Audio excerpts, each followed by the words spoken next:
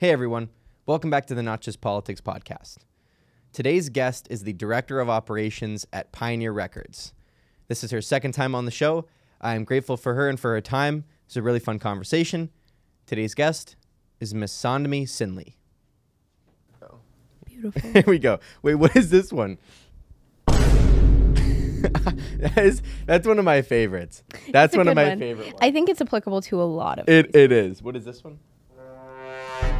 Among Us. It's the Among Us noise. There we go. Wow. Wait, I thought we had more. We didn't get the DJ Khaled ones on here, did we? Oh, we're going to get so many DJ Khaled ones. That guy is a soundbite machine. Yeah, he is. And that's why he's a producer and not a lead rapper. That's why you hear DJ Khaled more than the rest of his voice. More than anything else. No, our Instagram feeds have just been full of DJ Khaled videos. Honestly, Godspeed. I hope you both serenity after a while. I love him so much. There are so many good ones. Like people have taken videos of him golfing. Yeah. But they'll edit it so that he'll like shank the shot like way to the left or way to the right, and when he putts it'll like stop right before it goes in the hole. Oh God. Oh God. It's so funny. I love it. No, that sounds funny. My feed's been full of DJ Khaled. I'm not mad about it. We personally think this is conspiracy theory time. Okay, please. He has to be a social experiment of some sort. Like we think he's a psyop. I think on a certain level, I do agree with that because I don't know. DJ Khaled's personality does not seem like a golfer, but he's taking a lot of passion towards it, a lot of passion and pleasure, and good for him. It's just, it's so surreal to see him with a golf club in his hand. And it's not me trying to say like he can't do it, he's not good at it. It's like seeing a cat enjoying a bathtub. Sure, or it's like... It's not impossible, but it's... Maybe this is the wrong one, but it's like seeing your teacher in public. It's like, I'm not supposed to see this. In a non-educational space. Yes. In a Walmart with their sweatpants on. Yes. With hair in a messy bun. I don't think of you any less. No, but I wasn't. But what the fuck are you doing here? Yeah, but I wasn't supposed to see this. Yeah, exactly. I think that is what it is. These are the X-Files. Oh my gosh. I was supposed to see. Yeah. It's just like, man, I don't know if I'm supposed to know that he golfs like that all the time. Also, my favorite one is when he said, like, life is Roblox. I saw that one. But he's not actually saying Roblox. He's saying road blocks. Because he's driving a golf cart and he runs into the curb and he tries for it and he goes, life is roadblocks. Life is Roblox. But it doesn't matter anymore because the internet has decided it's Roblox. That it's Roblox. I mean, yeah, I feel like that worked out in his favor, even if it was not his intention. I mean, it's funny. It's funny for sure. It's funny. If nothing else, it's funny. Anyway, yeah. So what's going on? How you been? I'm tired. Very tired. I've been tired. This summer has probably been the busiest summer I've ever experienced. Is that good or bad? Both good and bad. Okay. I work full time at Yuzu Kitchen, big plug, amazing food. I work full time at Yuzu Kitchen while tackling Pioneer Records and prepping for the upcoming year. And we had the wonderful opportunity, this is what I've been working on now, is that we are working with Picklesburg. That's fire. So isn't it like on campus? Like, doesn't it go right through Village Park? So Downtown Partnership recognized that last year there were too many people on the bridge. That was a hazard. Yeah. And so they said, we're moving it to Boulevard of the Allies. We're going to extend it. We're going to like branch it a bit. And that way we can have more vendors. And there are more vendors. A lot of people were like, why isn't it on the bridge? Like, I hated it on the bridge. Yeah, I've never been on it on the bridge. Not a fan. Yeah, I was just always busy last year. But, sorry. Now it's on Boulevard of the Allies, and Point Park was like, it is literally on our campus. So we're going to sponsor a portion of Picklesburg, provide them with water, power, and some money. And as a result, they get to use the shuttle parking lot 4 vendors. They get 3 vendors in Village Park, and the rest of us is for us to handle. Like, Culinart has some really good food up right now. We're going to go later today. Yeah, you should. We're going to go. We have a small stage in Village Park. We have 2 performers today at 4. We have Emily Stroop, who is a Point Park student. Yep. And then at 6:30, we also have Brianna Appley, who's a Point Park graduate. And because we're sponsoring, what was I saying? Because we're sponsoring Picklesburg, they told Pioneer Records to find 3 artists to put on the main stages on Stanwyck and Smithfield. Oh, that's cool. It was really cool. So we got our 3 artists. Yesterday, Alyssa Logston performed. She did amazing. And then today, Brianna Appley is performing at 4:30. And then tomorrow is actually not a Pioneer Records Pioneer Star. It is actually my client, Cool Ref. That's cool. Yeah, I randomly ended up being a manager to a rapper over the summer, which is really cool. That's crazy. How'd you land that? How'd So- that happen? It wasn't necessarily landing. It's a pretty cool story, and Raf is his name, Raphael Paul, Cool Raf. Find him on Spotify. He's got some good stuff. A friend introduced me to a friend who introduced me to him.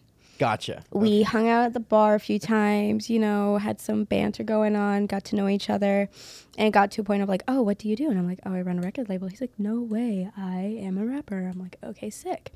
We talk about it more. His stuff sounds pretty cool. I thought it was just a cool connection to make. Another night, it was his roommate's birthday, and so we were invited to go to the casino with him.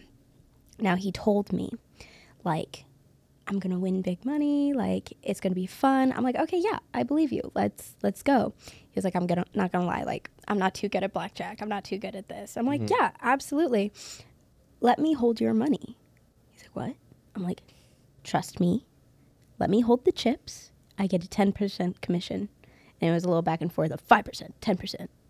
I was about to make it 15. But I held on to the chips. And I helped him turn 100 into 157. Nice. Profit. So 257 total. Okay. I got $35 out of it. It was a cute little, it was dinner the next day type moment for me. Yeah, I was like, $35. $35. Yeah. Felt good.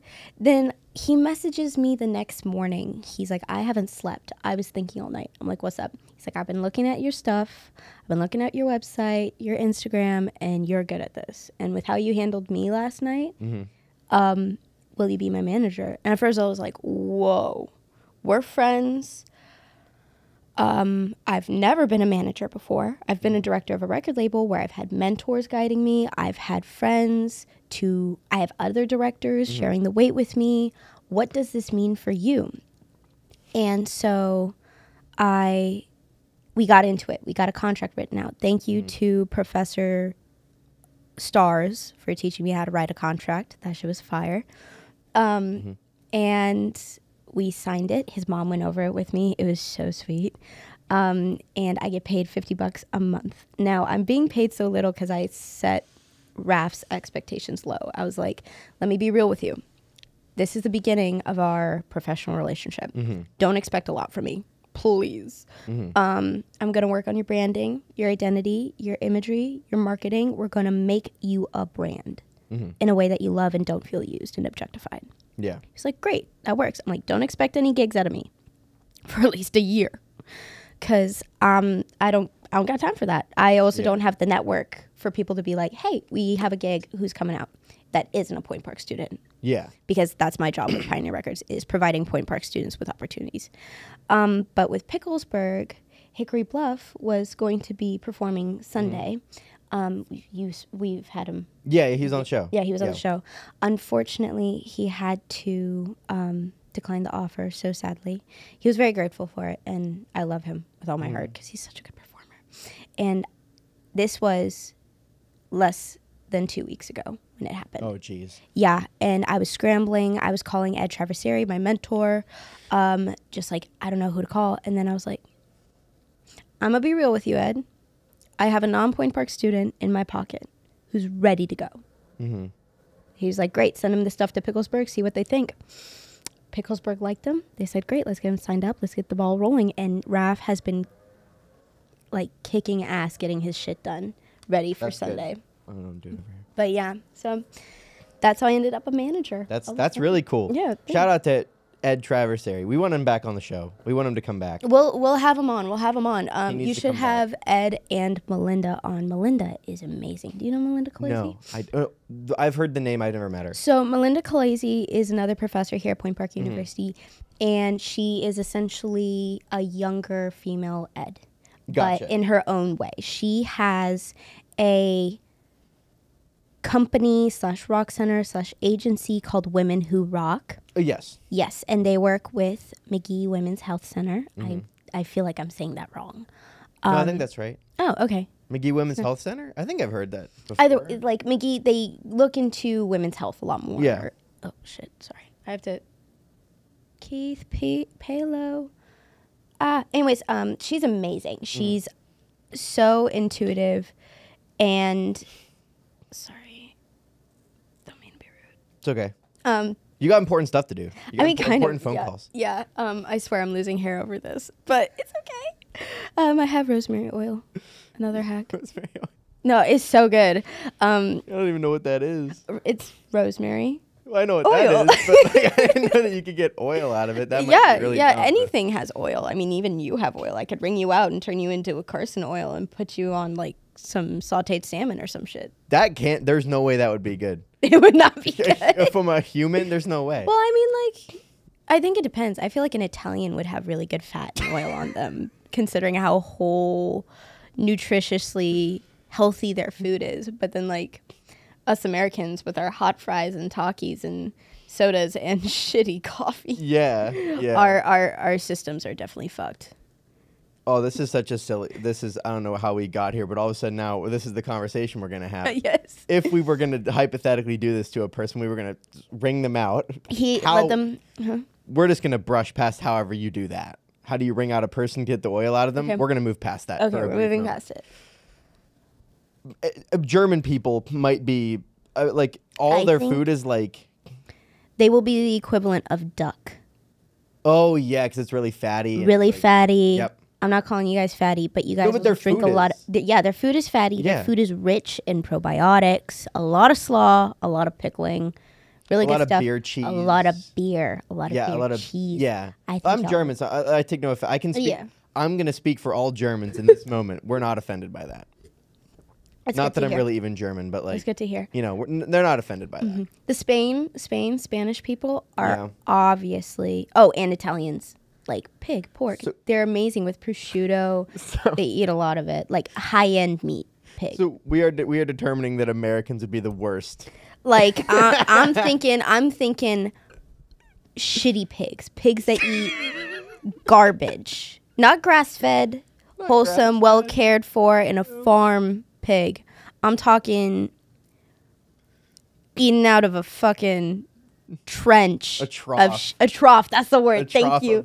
You saw my brain look for the word and not find it. A trough of just, garbage. Or goat. God. Goat. Okay, I've never had. There's health, like for all meats and animals, there's healthy animal and then there's not healthy animal. Yeah. We're just all the non-healthy ones. like alligator jerky, that's us. Alligator jerky, yeah, that's Florida to a T. I really want to try Florida. I want to try alligator jerky so bad. I've had alligator, like, tail. Whoa, how's that? Alligator tail. I've had alligator jerky. I was really young. It was like my mom and dad went to a friend's house and they served dinner and they gave me like a little bite. Chewy. If I remember. Yeah, I mean, I would imagine. Yeah. It's a dinosaur. You ate dinosaur. It is. Is essentially what you did. Yeah, I ate a dinosaur. Wow. There was again, this is kind of like funny. Like a couple of years ago, and that was like my freshman year of high school. We went up to Put-in-Bay in Ohio, which is funny because like the only reason people go there is to drink. Like that's the only reason why. It's like a little island. I didn't know that Ohio still existed, but okay. Ohio, well, that's the thing. This is 4 years ago. This is before Ohio disappeared off the face of the planet. Yeah, it's no longer with us. But when it was around, long story short is like at Put-in-Bay on the island, they had this little like shop that just sold beef jerky, like all kinds of beef jerky. So we just tried a whole bunch of stuff. And the alligator, I don't remember what it tasted like. Definitely come to Village Park because we have a jerky stand in Village Really? Park today. Yeah. Okay, I'll go. Yeah, they're really good. I'll go. Yeah, you should go. Do they have alligator there? I doubt it, Okay. Okay. but they definitely have pickled jerky. Pickled.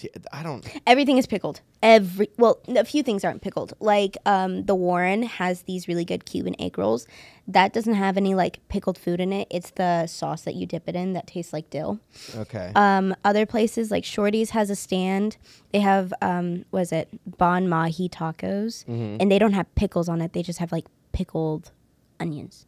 Okay. Yeah. Yeah. The pickled onions are good though. I Yeah, like that. and then my restaurant Yuzu Kitchen, we've done all kimchi because that's Japan Asians pickle. Right. So we have Napa kimchi, which is a cabbage. We have cucumber kimchi, and then we have daikon kimchi, which is a radish. Oh, so good. And we even have a kimchi margarita, which sounds disgusting, but it's like a Mexican Bloody Mary, which is also I know that's A polarizing drink. a polarizing drink. Yeah. I know ceviche. I know I'm pronouncing it wrong too. Ceviche is like the Mexican Bloody Mary. Okay, then I guess I put it wrong. Either way, I don't know if I'd like that. You probably First of all, I'm wouldn't. not 21. You if probably I can't. wouldn't, but we do also have like a yuzu mule. Not a yuzu mule. We have a cool Moscow mule that like has a Japanese Asian twist on it. And then that's not my ring. Picklesburg is a little out of control. I It's get it. beautiful. It's fun, and I get it. And I am gonna go and have a good time. But pickled Turner's tea that's a line that I don't cross. Pickle Turner's tea. They have pickled Turner's tea, and that's a line that I don't cross. You guys got to go to That's the too far. pickle juice drinking contest. I don't know if I could sit through that. And actually, You can just watch them. I don't know if I could watch. Yeah, I'm telling you, I might get sick just watching them. Go for it. When is this? Is this today? They have 5. I know too much information about Picklesburg. They have 5 rounds in a day. So today it's happening every hour and a half. Did Joey Chestnut show up I did not see. to dominate the pickle drinking? He won the hot dog eating contest this year, as he always does. I don't know. I didn't see any of the pickle juice drinking contest, but the championship is tomorrow at 7. Dude, I'm gonna be working. No. Oh no. No, I have to go to work. That's unfortunate. I'm gonna miss the championship, the final round of the pickle juice chugging contest. No. How much do they drink? They eat like the one of those large mason jars. So it's not a lot, but you have to drink it fast and it's vinegar. It's vinegar. I wouldn't make it. I wouldn't. I feel like I don't know if it'd be worse or better than the Sprite contest. The Sprite challenge. I don't know. It's Is where that a you TikTok drink. thing? Yeah. Well, it's like a. I'm not on TikTok. I know, but Or, it's you know. like a video trend. Like if Vine Right. was on, it Right. would be on Vine. Okay, it's on Shorts. It's on Reels. It's on Shorts, on TikTok. Reels, it's Okay. on all that type of stuff. And you drink a lot of Sprite? You have to try and drink a whole bottle of Sprite in one go. Without stopping. Now it doesn't sound hard, but have you tried, Mom? I'm sorry. Have you tried chugging a Truly or a White Claw or any carbonated seltzer? No. No, White Claws are terrible. Agreed. I hate Agreed. Which is why I chug them so then I don't have to enjoy them. No, okay. I wouldn't be able to do it. No, and that's the thing. also I'd rather drink Starry instead of Sprite. That's fair, but you know how Sprite. Listen, none of them get it. I genuinely like Starry more than I like Sprite, and all of them just like it for the meme and they clown on me for it. But I like Starry. No, more than Starry is Sprite. good. I had a whole bottle of Starry in my fridge for like over a month because I was trying to plan a little Thank you. cookout. and I've been no one came. vindicated. Been I've been vindicated. live on the show. I've been vindicated for liking Starry. I'm looking up the Sprite challenge, and I want you to see how horrific it is. Because here's the thing: What if I drank it really slow without stopping though? that's worse. Because what happens is the carbonate you're burning through your nose. You know when you burn Yeah, after yeah. drinking Coca-Cola Yep. and it burns your nose? It's that while you're drinking it, and then the carbonation is building in your stomach that it feels like you're about to burst. Oh, have you seen that? I don't know if we can pull it up. We don't have the capture card. Do you have a capture card? A capture Damn. card. There's the video of the kid that's like, oh, you might have the. It was like one of those like, shit posts where it's like, oh, you might have the Lego Star Wars Death Star Lego set, but I bet you haven't seen someone chug a chug like a seltzer or whatever in like one go, and he starts chugging it, and like halfway through, he's like stops and he's like, "Oh my god, what's happening to me?" And then he turns around, smacks his head off the ground. I love that TikTok. It's so good. Oh my god, what's happening? I love that TikTok so much. But it's like that, but tenfold. I've seen people like with their eyes bulging out of their face, like. I love that video. That guy goes, "Oh my god, what do I do?" And it's smack. It's so funny. Oh my god. No, again, the people can't see this, so this sucks for the viewing experience. I'm so sorry. Oh, who cares? But I saw this one yesterday that just took me out. I gotta find it. Please. It's so good. Again, I'm sorry to the people that are just listening, or even that are watching the video. They're not gonna be able to see it. How does it feel to suck? Not be in this wonderful experience with us. I know. Wait, where's it? I just had it. Baby? Did I save it? Please tell me. I know that it's here. Where is it? Okay, so wait, if you while you're looking at yeah, that, it's right here. This one is so good. I think this guy had a glow up or a glow down. Glow up. Do you want to this right now?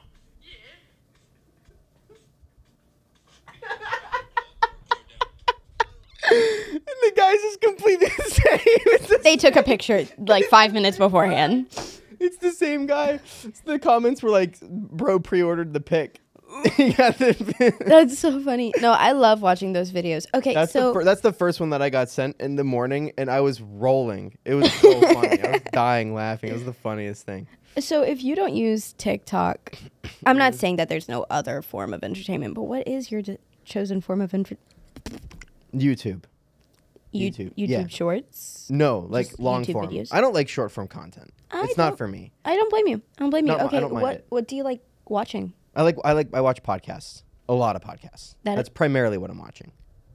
That explains a lot. Yeah. I like some gaming stuff, but honestly, I don't really like game nearly as much as I used to. So I don't really. That's more like peppered in between watching podcasts. No, that's totally fair. Honestly, that's really good. I've been trying to read more too.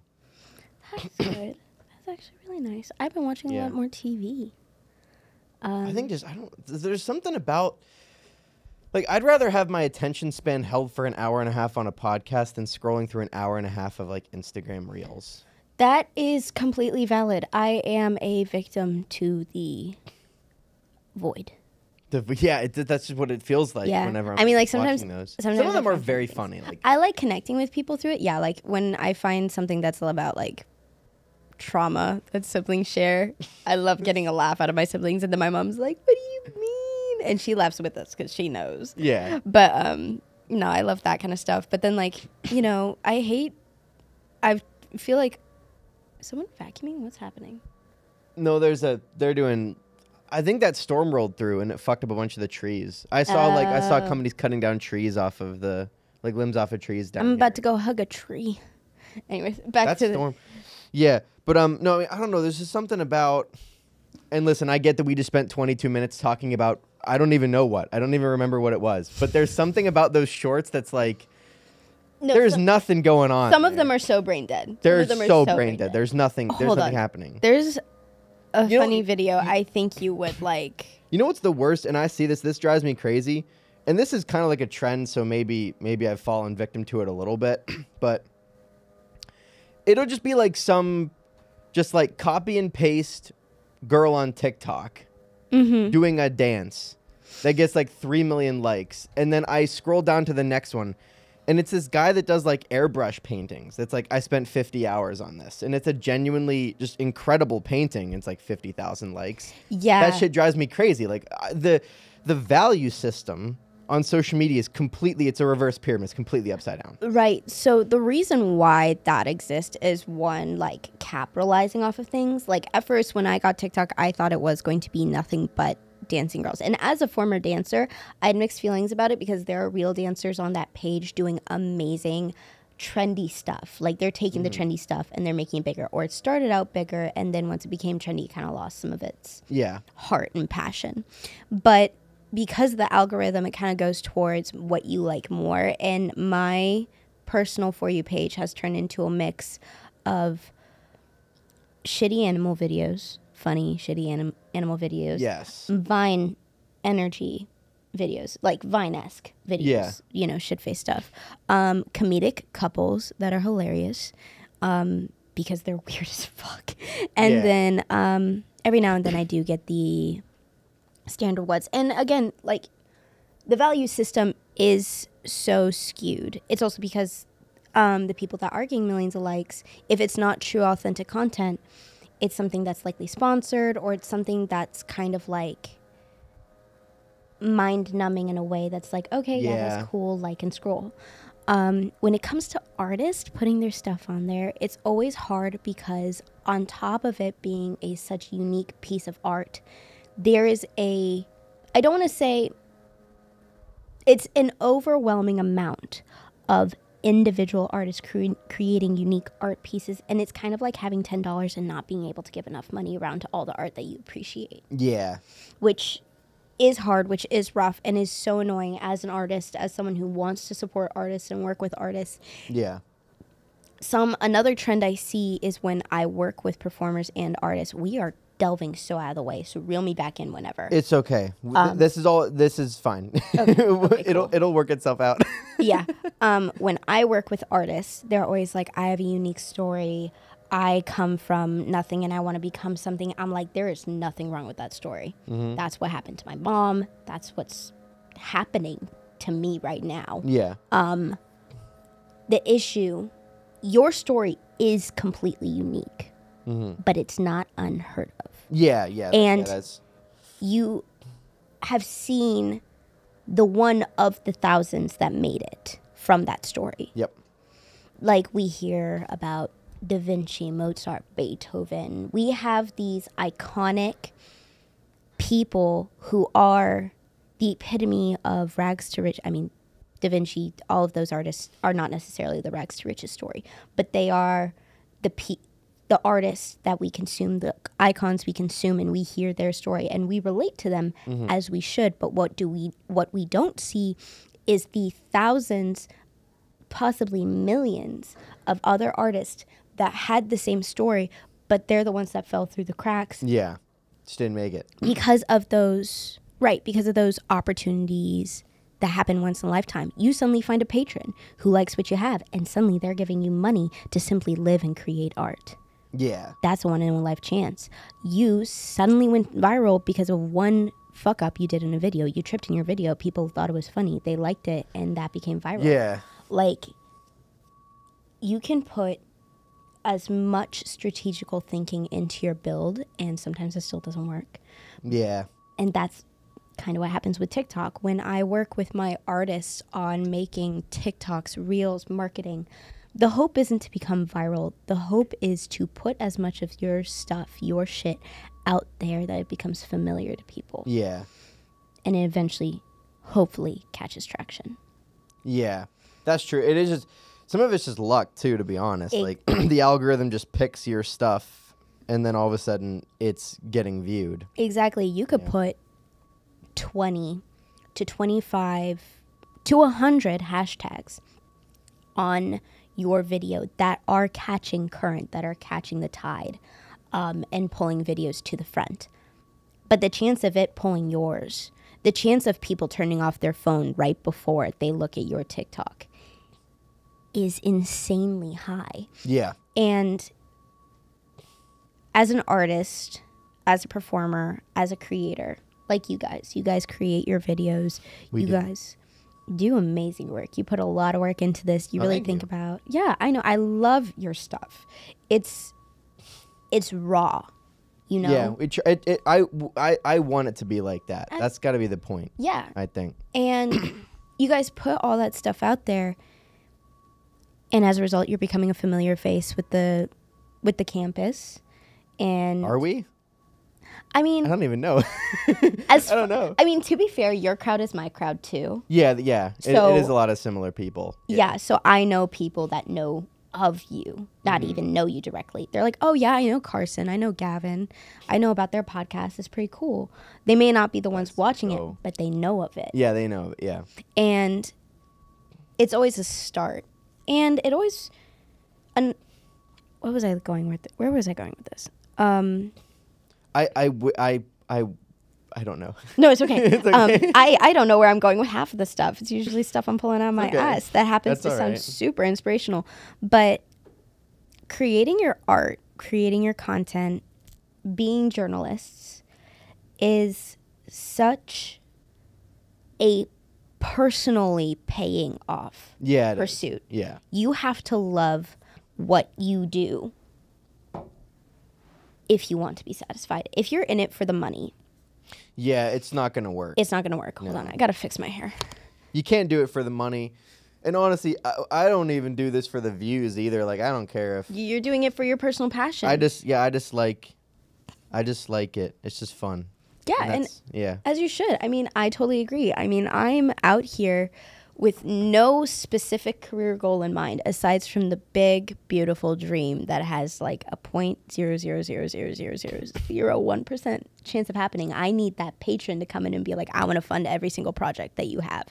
I Yeah. want you to quit every single job you have, maybe even quit school, don't finish your degree, just do what you want and see if we can make it happen. Yeah. I'm waiting for that chance. Is it going to happen? Oprah. Please, I want to be your child. Anyways, Jimmy Fallon. Project, and you get a project. Exactly. I want to be her. That's what I want to do. So that's my big dream is Yeah. to be the love child of Oprah Winfrey and Jimmy Fallon.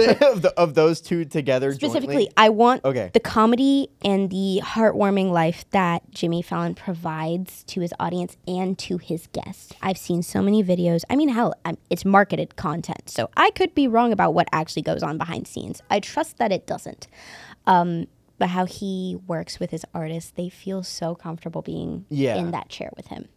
And then Oprah provides so much money, opportunity, and support to different communities. I want to Yeah. do that for the arts. I want to be the patron.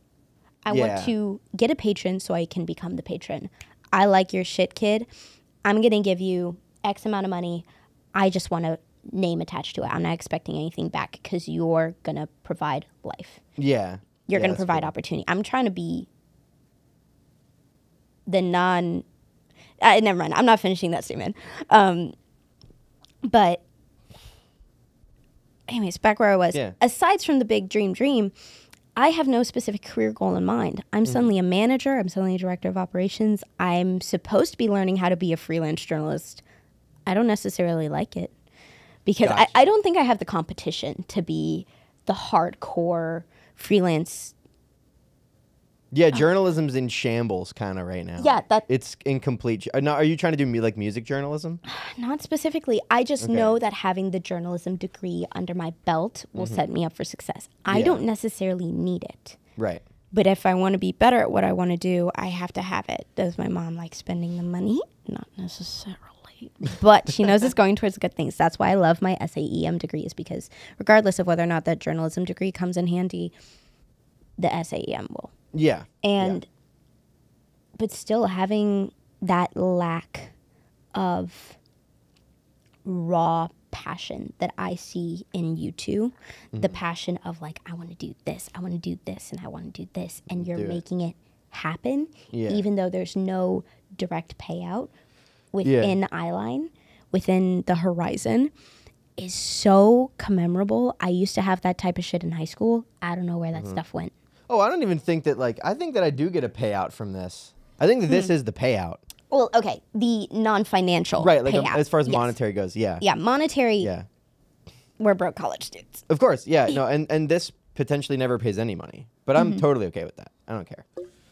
And that's what's amazing. I think you should be paid, but that's like so much stuff. You know, I think you should be paid because you should continue to do this without the burden of financial obstacles. Well, that's true, but also, That is capitalism, unfortunately. Also, to be fair though, I mean, I had to build up my Google Calendar for the semester because I have I have to cut out something. I'm doing too much stuff. There's no way I can keep it all together.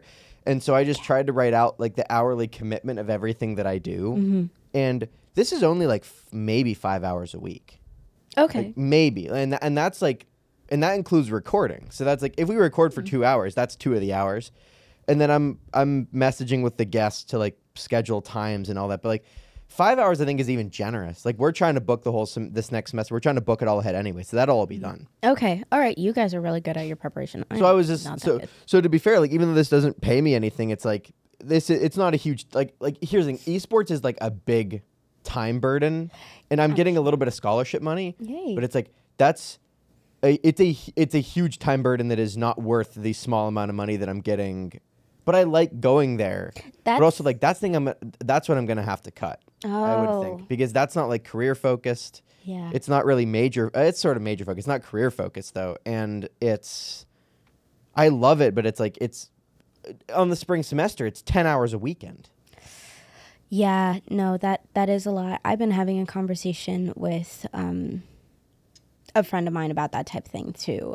He's going into his senior year of college, technically super senior because he's finishing out a minor as well.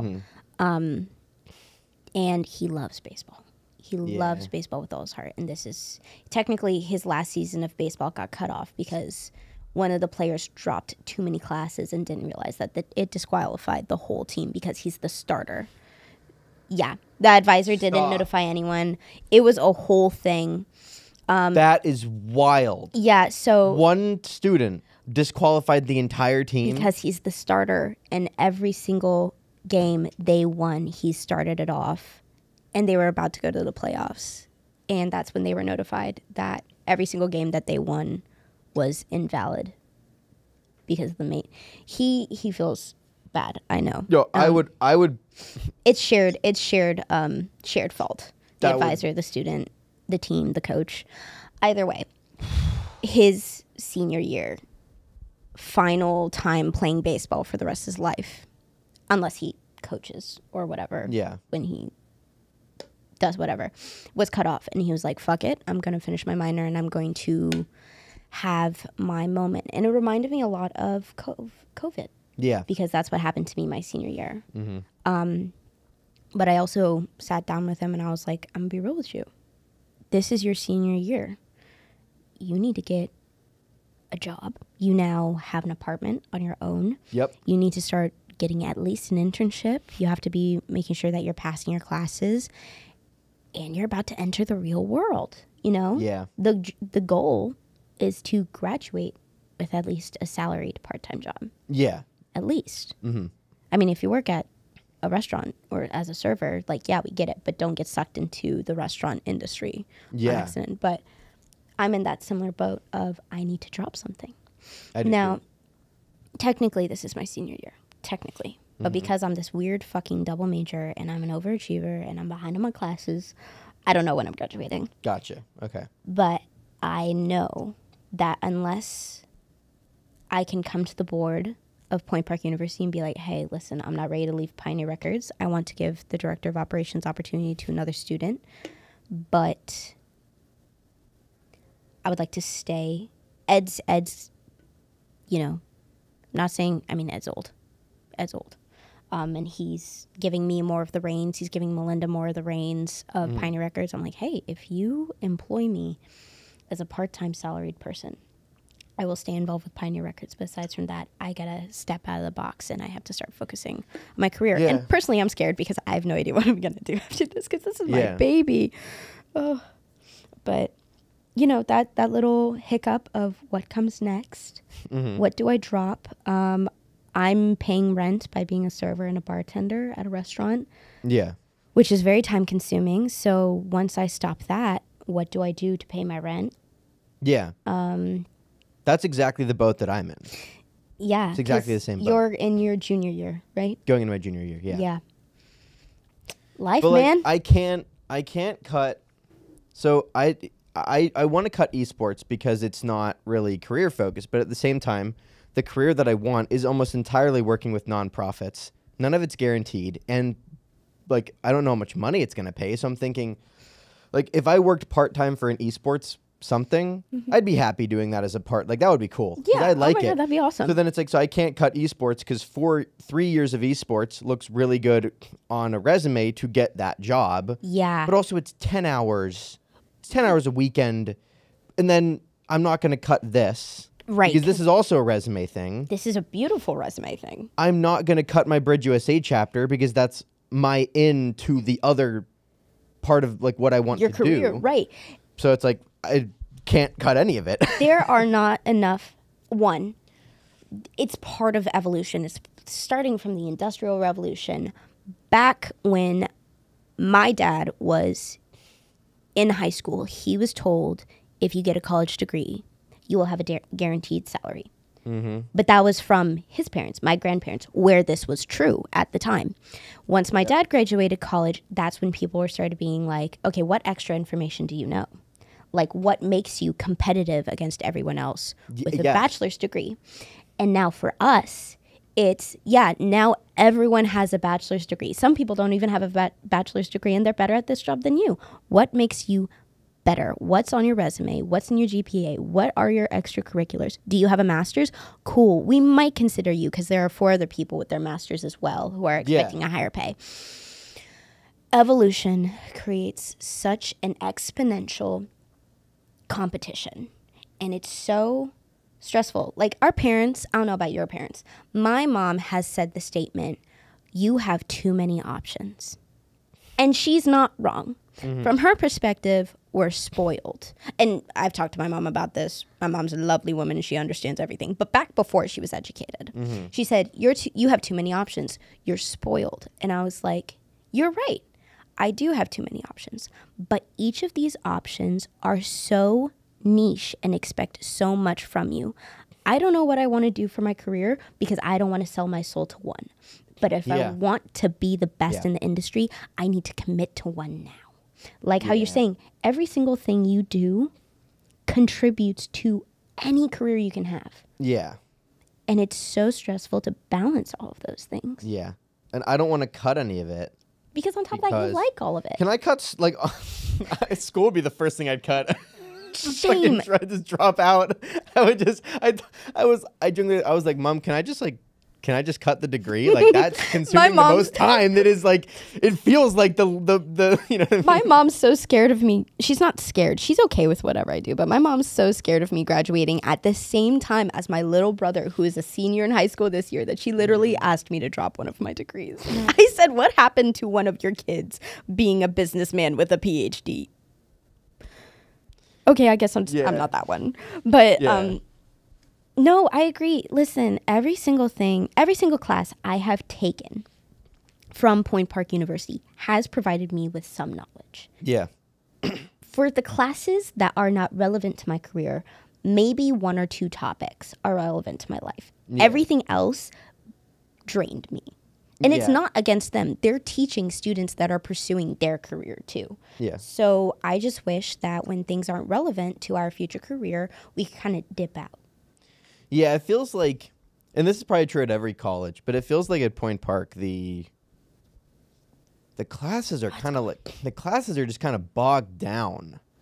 Like, there's so much, like, there's so much extra stuff you have to do that's not necessarily irrelevant, but it just doesn't.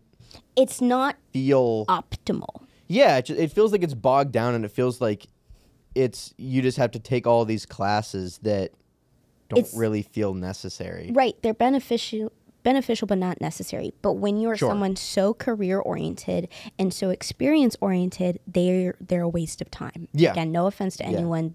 All of the professors are trying their best to teach us. Of course, yeah. And they're all wonderful people. Like they really most are wonderful people. Sure.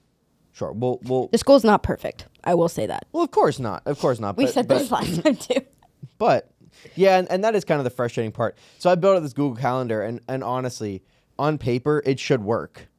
I have enough free time where it's like I can balance this. I hypothetically should be able to, but it just feels like... You know what's not taken into consideration? What? Sickness. True, but I don't get sick that much. Right. Long-term fatigue. Yeah, that's the only thing. But like, I accounted for sleep. I accounted for like... Right, but what if there's... sleep, like all this other stuff. Dating. Hypothetically, there is time in the schedule for that. Friends.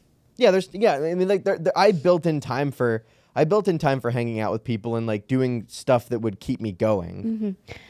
But at the same time, I think it's like Honestly, I think I think the classes are the biggest thing that burn me out. Yeah, because what if your teacher assigns an assignment that takes twice as long as you expected? I mean, teachers can write on the syllabus as to how many hours their homework is supposed to take out of your week. Yeah. Like, you can expect this class to be a 40-hour commitment per week. What do you mean by that? That's insane. If I've never had that, but that's like when you teach yourself a class type moment. Oh yeah, sure. If it's self-taught, but yeah, Self-taught. So I don't know, but and it just feels like I can't cut out esports now.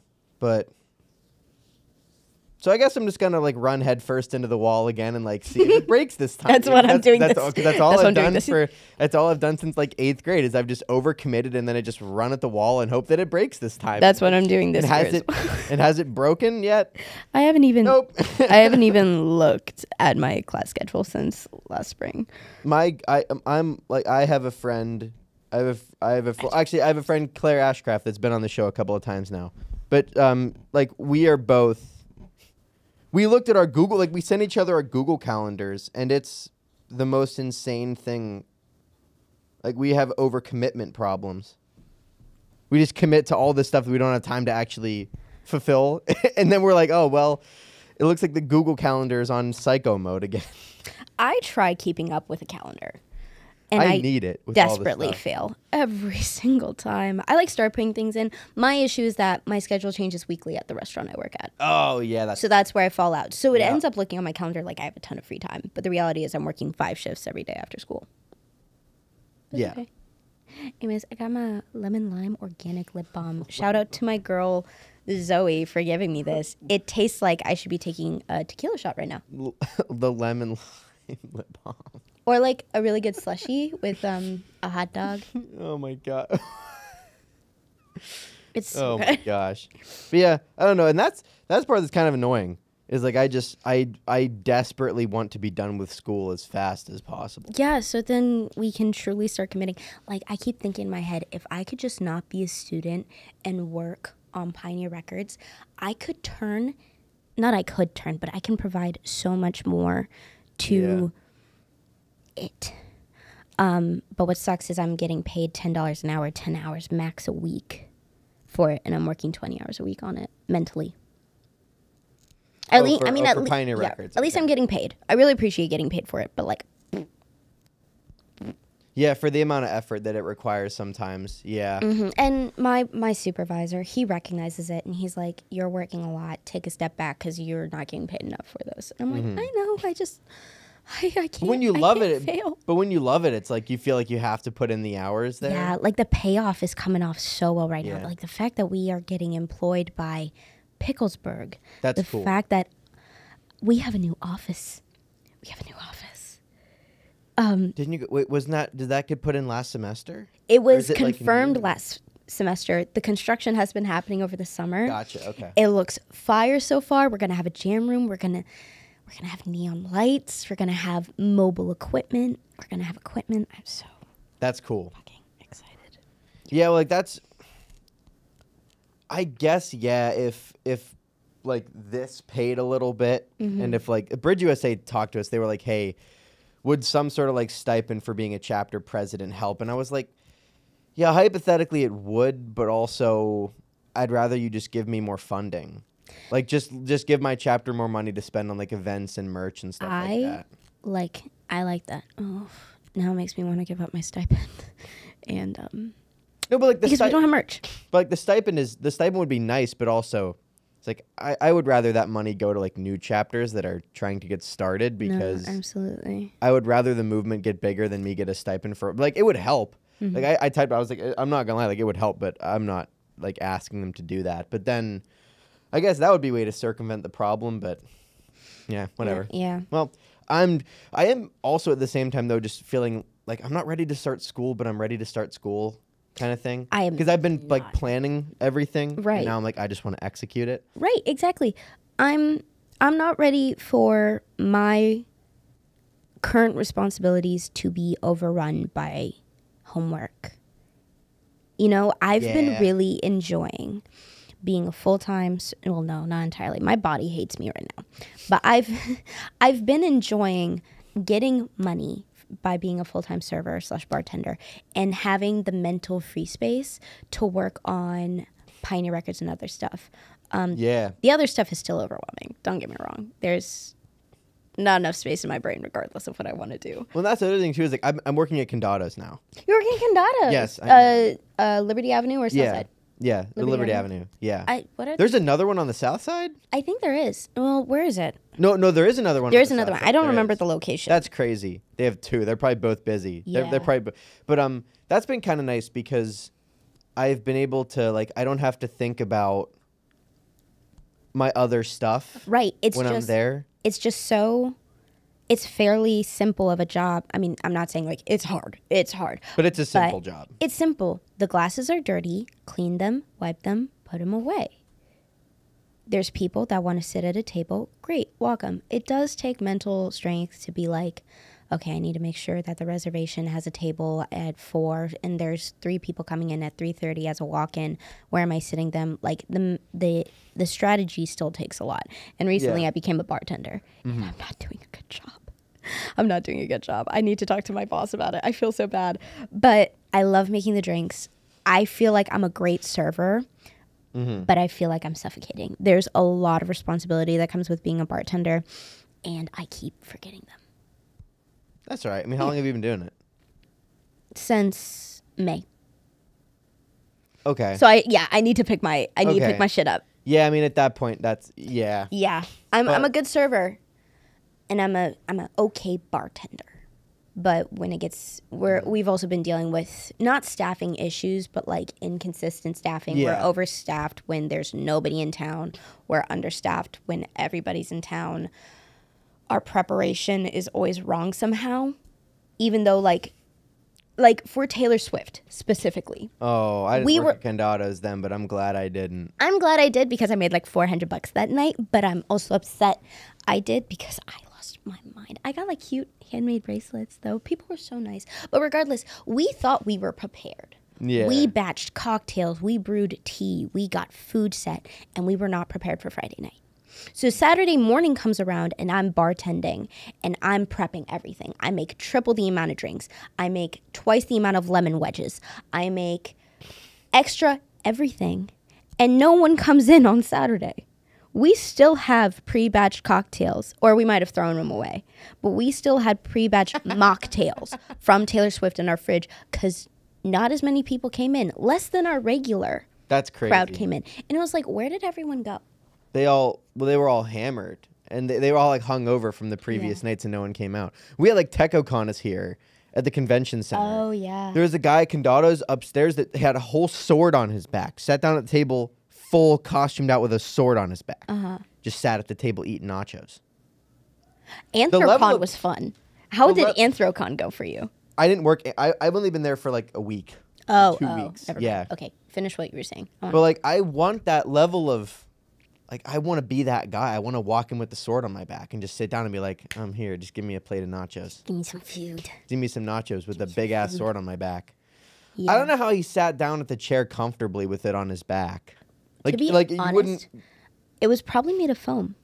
No, it was real. Oh, it was real? It was no. This was like a genuinely like real. Like, okay, the blade might have been dull, but this was like A genuine sword made of it metal. looked like he had like a strap. Like, I get you could do the foam sword, but it looked heavy. It looked like it was a real. Dang, This was a real sword. I've seen like cosplayers make. Excuse me. I didn't know you were allowed to walk around with a sword. Maybe it's bolted down so you can't actually like take it out. Yeah, that's It would what- have to yeah. be like, but it was like it looked like this was not foam. This was a real Damn. deal. Okay. And I just feel like you wouldn't be comfortable sitting in the seat like that. Not unless you're slouching forward a lot. He might have Speaking of been. slouching. I don't know. But anyway, yeah. Anthrocon was fun. Anthrocon attendees, furries, are some of the nicest people I have ever served. Yeah, I mean, I actually. And they tip like crazy. Which is like, I don't. You want to know why? Because in order to afford their true personas, Their lifestyle. their lifestyle, Yeah. they need to be able to have a lot of disposable income. One What of do they those, do? Are they like software engineers and like? they're probably software engineers. They're probably doctors. They're probably, sorry, I'm cracking my knuckles. This is So so essentially, what we're looking at here is all of the techies in Silicon Valley might be furry it's like because they've all got the income to do it. it's likely. I had a table of 20 people come in. This was my only table for the night. I had 2 extra ones because my boss was like, make a few extra bucks. One table, 20 people. Jesus. 20 people. Nicest people. They were so patient with me. They were like, we're sorry, the rest of our friends are coming in, yada, yada. One dude paid for the whole bill. The bill came to over $1,000, and he doubled the tip. He doubled the mandatory 20% gratuity, so I got tipped 40%. That made my day. My paycheck was flush. And he just wrote the check. He was like, "We're good. Just send it." Yeah, because I was like, all right, everyone, so I'm sure you're aware of the payment policy. For a party, this was before we had these brand new systems, but for a party of 6 or more, everything has to be on one check. I can take up to 3 equal payments. So like I can take 3 cards and split it 3 ways. I can't do meals. I can't do drinks. I can't go one by one and be like, you ordered this and this? Okay, great. Yeah. You just went, it's all on one. I said, That's so baller. Was he in full costume? no. They were in casual clothing. Some of them had some accessories. Okay. But no, you could see it in their body language though. It was really cool to see in their body language the way they behave and the way they talk to each other. Some of them, obviously, they're personas. I hope I'm using all the right terms. No offense by any of this, but you can tell when someone was a dog or a cat or something Really? alternative. The dogs were always like, "Hi, friend, how are you? I hope you're okay." I'm like, they're so sweet. Okay, I haven't this hasn't been confirmed, but I've been heard there are a couple of furries at like Point Park students that run a radio station.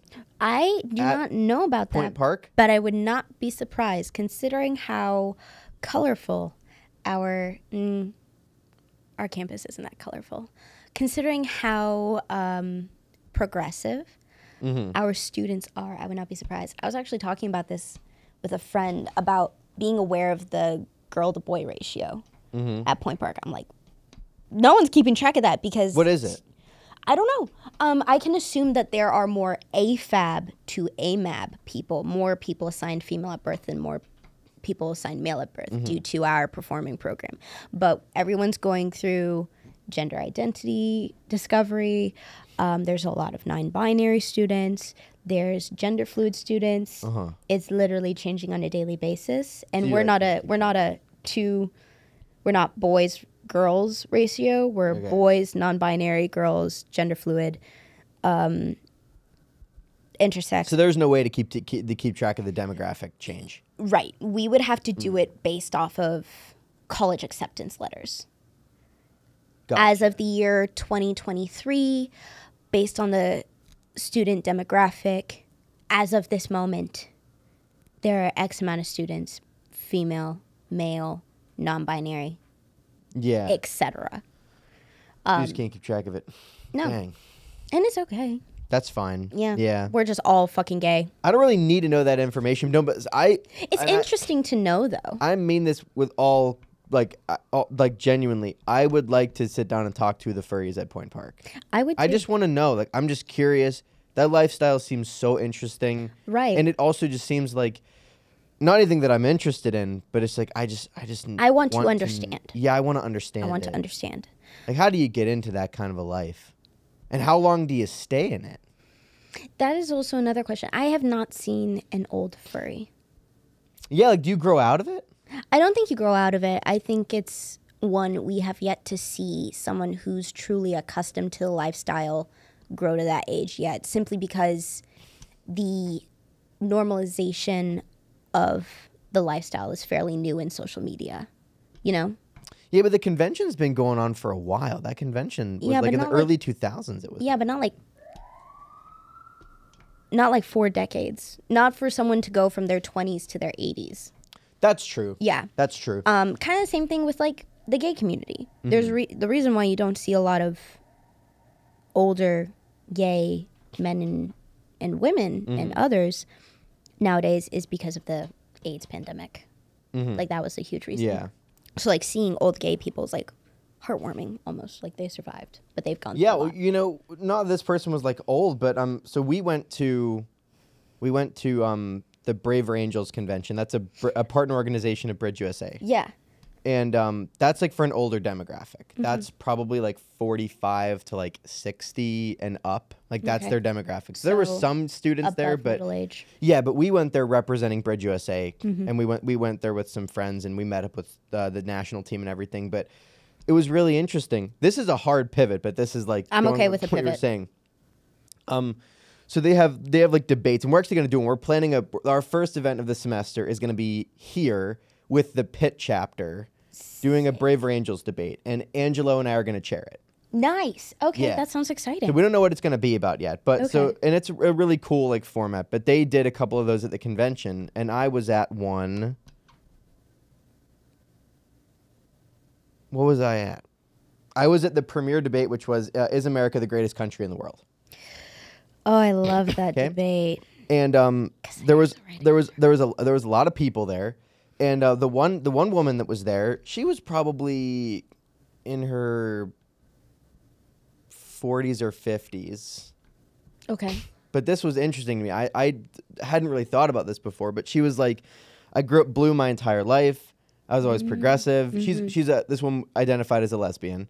She was like, I was always like blue my entire life. Like you know, when I came out, like I got hate from people, but like, you know, that's what that community experienced Yeah. for the entire time that's what that was like. And she was like, and I got older, and then COVID rolled around, and I was down with the vaccine, and then my niece got it, and she got paralyzed from a reaction to the vaccine. Oh my god. She was like, and then I started looking into the vaccine, and she started to get really skeptical, and she spoke out against it. And she was like, the hate that I got for speaking out against the vaccine was way worse than me coming out. dang. Yeah, and that was really interesting. The room was like quiet when she said that. It's like, Yeah, that's really interesting to me. because you know, when something happens to you on such a personal level, it's hard not to hate it. Yeah. And then people are going to come up to you. I would hate to be that person, but in my mentality is like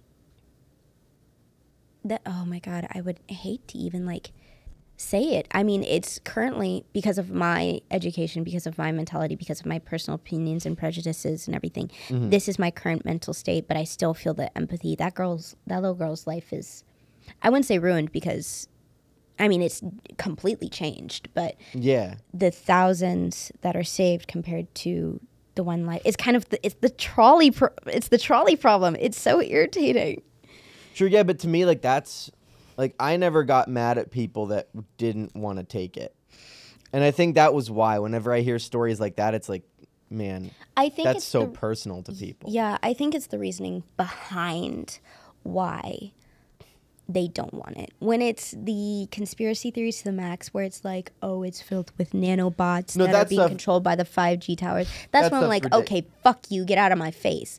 But yeah, when that it's stuff's like a little ridiculous. But the research hasn't been done thoroughly enough, as someone with an invisible disease, it could harm me more than help me. I'm like, that's reasonable. yeah, or if, like, some people had allergic reactions to some of the stuff that was in it, and it's like, well, then that also That is, is like, also reasonable. Sure. To be fair, it was a pandemic and the research was rushed because the world was Quick. freaking out. It Yeah. was quick. We needed something. And then on a personal level, my little brother has a autoimmune disease. It's a very small one. It's alopecia. okay.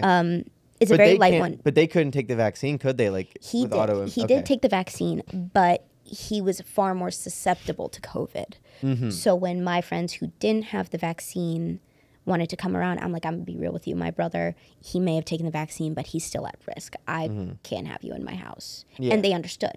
Yeah. We had an agree to disagree, because their reasons for not taking the vaccine were the annoying ones. So that was like my reason for pushing everyone. On top of that, I took the vaccine, but I never got the booster. I didn't get boosters either. Simply because I've never had COVID. Every single one of my family members has had COVID. You know, And I've been in the room with them, and I don't know what it is. immune system support. Anyways. So the first time, I think I may have told you this. And listen, I'm not a COVID denier. My parents were both working in healthcare. It's real. I saw what it did to like We them and experienced everything. Like it was all very real. But like I don't know, like I had to like we had to make some levity out of the situation. So we talked mad shit on COVID for so long, like just jokingly, right? And then guess what? The next fucking day we all had it. Karma, bitch. Karma. And then I got it the second time, and I don't think I talked as much shit before that one. Maybe a little bit, but like, no, it was all a joke. I think COVID's real. I'm not trying to deny it or anything. No, but it's seriously. As someone who's had COVID. I've had it twice now, and like the second time, I didn't get it bad either time. That's but good. like, That's but good. like, I can't. I didn't get the booster, but I can't talk bad on COVID anymore because it will get me a third time, and then that's like, yeah. But I couldn't do that. But yeah, that was really interesting. We wanted to go up and talk to that woman and just like get more perspectives from her. We didn't get a chance to. That's But another thing I really admire about you, Carson. Like on the conversations on the cast, off the cast, like when we've been talking about different perspectives, you are so big on hearing everything. Like you have your own opinions. I try to. But you hear everything. And Yeah. that's something you don't often see with podcasters and journalists. I mean, the ones that are making it are the people that make issues yeah. in order to make it. You're simply doing justice. Well, justice. You're being honest and justifiable. I appreciate that. I try to. It's more fun that way. It's more fun. Bam. It's more fun that way. I don't like the gotcha stuff. To me is so stupid. Yeah. That's the dumbest thing. Like what? Why? I think. So you can like prove a point. You can prove a point without Yeah, doing gotcha with somebody. Yeah, I mean, I am a bit of a villain on that as well. Specifically with my siblings and my close friends. I'm like, ha, I got you, bitch. But Okay, like in some, like, I'm not saying that I don't do it ever, but like on a recorded conversation that you're gonna put on the internet. Like I don't like anyone doing it in general, but like people are going to, like, I can't say I've never done it. Like I try not to, but you know, especially when you're joking around, that's the most fun sometimes is being like, boom, bitch, got you. Like if they, you know what I mean? But I think it's the craving to simply like be to win. right, to win, Yeah. to be right. Yeah. The issue is you can't fucking win in this society. Not to get No. all like nihilistic or anything, but we're all fucked. Some of us are going to make it in life. I like to think I might be one of those people. Is it because I come from some privilege? 100%. But in the long run, whether it's war, global warming, more disease, everyone's going to get fucked over one time or another. Damn. Okay. Okay. So we have a friend that's like the opposite of this. That He's we're like- going to... No, not like that. But he. Okay. So this is this is so funny. Please, I want to Okay. hear. So long story short, quick bio. Shout out to Jeremiah. He's the president of the Pitt chapter, or the Bridge USA at Pitt. Sure. He's the president of that chapter. Okay, heard. He has a book. He wrote a book. He's a climate scientist. Dang. And his whole thing is like, listen, we're facing a lot of problems, but if we can get through the next, I think he said, if we can get through the next like 50 years without nuking each other, then we could be set for a long time. Like he's very like optimistic long term of like, That's good. we're going to figure this out. Right. But his whole bit is like, he has this whole bit that we love to say now, which is he's like, this is the best time ever to be alive in human history, which is like, it's true. He's Yeah. right. But like, he says it with this, like, it has a comedic hint to it where anytime any little thing goes wrong, we're like, well, it's the best time to be alive ever. Like that's the thing that we do. We just go through that. Honestly, I take my issues today over my issues in the 1800s. But now he has to come on here. We have to have a debate about this. We have to. Okay. We have Considering he's a scientist, I'm completely up for it because I'm someone who knows what's been told to me. I mean, I try to make sure that I read from the right sources. I don't just say, oh, I watched a TikTok. I mean, I do say source, trust me, bro, type stuff. Source, trust me, bro. Right. Yeah. Like, I make sure that if someone says something on TikTok, I follow the article Yeah. and I make sure I know. And actually, shout out, he's got a really great Substack too. We both started Substacks at the same time. Okay. And he wrote a couple of pieces about like the climate stuff that he's doing, and they're really interesting. And then we actually co-authored an article that came out a couple of weeks ago. That was a lot of fun. Yeah. He's great. And he'll be back on here at some point. He's great. But no, but that would be fun though. Yeah, no, I agree. I mean, my personal perspective on where the world is going, I think that we will thrive, but not without the expense of low-income minority groups. That's where it's at. Like, we're going to fix global warming once it starts affecting the people that matter. We're going to fix poverty once it starts affecting the people that matter. Like, that's where it is. Like, the whole, like, as long as we don't nuke each other for 50 years. That's like, well, that's like. I like to think that we wouldn't do that, but I'm not the one with money. And speaking of you saying that, that's actually the one thing.